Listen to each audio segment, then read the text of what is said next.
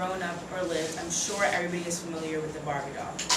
Personally, I grew up loving Barbie dolls. I had everything Barbie. I had Barbie Dream House, the convertible, even the little car that I could get in and drive. I absolutely love Barbie. Recently, Barbie celebrated her 50th birthday and has come a long way in those past few years as far as looks, fashions, her different jobs, and accessibility to different people all around the world. At first glance, Barbie just looks like a play doll and is very innocent, but unfortunately there are a lot of different controversies associated with Barbie, just as body image and race. Believe it or not, Barbie was named after a real person. Her name was Barbara Handler, and her parents were Ruth and Elliot Handler, and they were the founders of Mattel Corporation. Ruth was looking at her young daughter play with cardboard dolls and suggested to Mattel that they have a 3D Barbie doll. They rejected it until they found out that Europe had a similar Barbie doll called the Lily. In 1959, the first Barbie doll was released, and according to BillBam.com, they sold 351,000 models at $3 each. In 1960, Ken was introduced, and Ken was influenced by Elliot and Ruth's younger son. In 1964, Skipper was introduced as Barbie's younger sister. In 1968, Barbie's knees started to bend, and at the pull of a string, she said 6 phrases, one including, "I have a date tonight." By 1970, all of Barbie's limbs moved and her waist swiveled. And in the 50 years, Barbie's look changed drastically. She was a hippie, she was a singer, she became a lawyer, a doctor, and a Marine, and many different things. Throughout the years, Barbie let young girls know that they can do anything and be anything that they wanted. Mattel donated $1.5 million a year to different programs that promoted technology, science, and math for young girls. Because Barbie promoted such a good mission statement, she became a role model for young girls and something that young girls looked up to. Unfortunately, Barbie also promoted an unrealistic body image. Barbie was 1/6 of a human, and if you were to really take Barbie and put her and make her into an actual person, her chest would be 36 inches, her waist would be 18 inches, and her hips would be 33 inches. Realistically, this person wouldn't have enough body fat to even menstruate as a woman.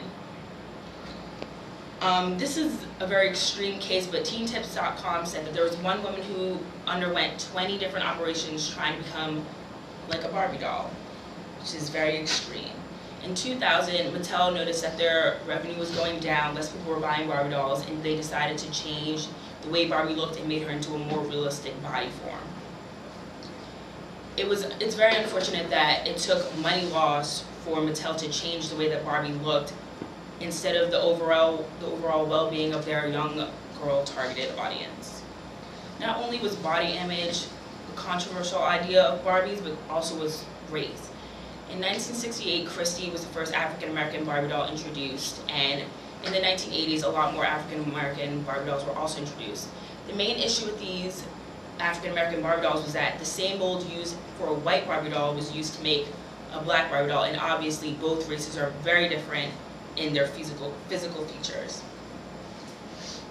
Having a black Barbie doll that looks similar to a white Barbie doll is as detrimental as promoting an unrealistic body image. So in 2009, Mattel promoted a Sew and Style collection, which was supposed to be the now African-American girls who were supposed to look like blacks today. ImageJournal.com said that Barbie is multicultural, not ethnocentric, and they stated that she is dressed in many different cultural dresses from countries like Russia, Japan, Mexico, and India. The issue with this is that although Barbie promoted different cultures, it was still a white Barbie doll dressed in these different ethnic dresses. It was never really an Indian-looking Barbie doll or a Japanese-looking Barbie doll or a Russian-looking Barbie doll. It was always the American white Barbie doll dressed with these. Although there are many aspects to Barbies, good or bad, I also have friends whose parents decided that they didn't want them to play with Barbies because of these different things, because they promoted, I guess, controversial controversial ideas on how you feel about yourself, how you look at yourself, and how you look at other races.